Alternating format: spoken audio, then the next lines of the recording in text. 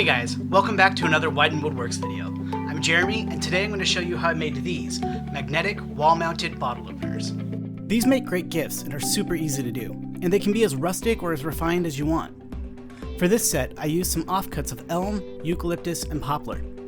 I left one edge live and didn't do too much to clean up the faces so that they have more of a natural feel.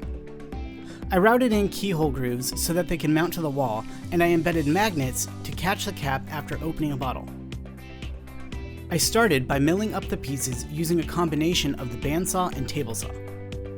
The first thing I did was rip off one side of the boards so that there was a flat edge for the top of the bottle openers. I scribed a line on the boards, lowered the bandsaw guide so that it was just over the height of the wood, then freehand cut along that line. Then I placed the boards on my table saw jointing sled, making sure to overhang the sled by about 1/4 inch, and then I ran them through the saw. Using the jointing sled gives me a perfectly straight edge to butt up against the table saw fence. To square up the sides of the board, I put them lengthwise across the sled and used a square to align them, then cross-cut them.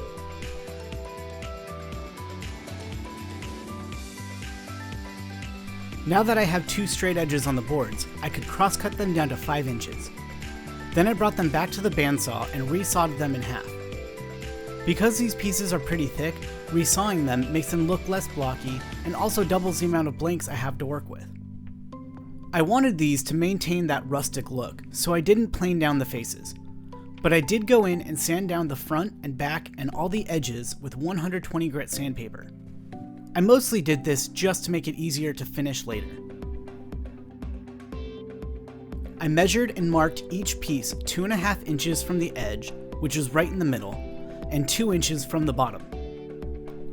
I chucked a 1.5 inch Forstner bit into my drill press and then set the depth gauge so that it would stop 3/8 of an inch from the front of the openers. To cut the keyhole hangers in the back of the openers, I used a Rockler 1/4 inch keyhole router bit. The bit has a wide, flat cutting head and a thinner cutting edge around the shank. When you plunge the bit down, it creates a wide opening for a screw or nail head, then makes a slot that the screw slides down to secure it to the wall. I marked a line 2.5 inches from the top of the openers, and I used a 1/2 inch Forstner bit to hog out a majority of the area that the router bit head will plunge into. This way, it has less work to do to cut into the boards. Then, using a quickly made jig, I used my palm router to make the cuts. The jig gives me a stop block so that the slots end even with each other, and the openers won't hang wonky on the wall. I freehanded the straight cuts, but you could use an edge guide for even straighter slots. I don't know if it's normal or not, but every time I use one of these bits, I get a lot of smoking from the holes. It doesn't affect the integrity of the keyholes, so I don't really worry too much about it. All the major construction for this job is done, so now I can go on to sanding and finishing. I put 220 grit sandpaper on my random orbit sander, and I just sanded until all the surfaces were smooth to the touch. To catch the bottle caps as they fall, I insert a super strong rare earth magnet into the hole I drilled earlier. The magnets are 1 inch in diameter, and I just hot glue them in.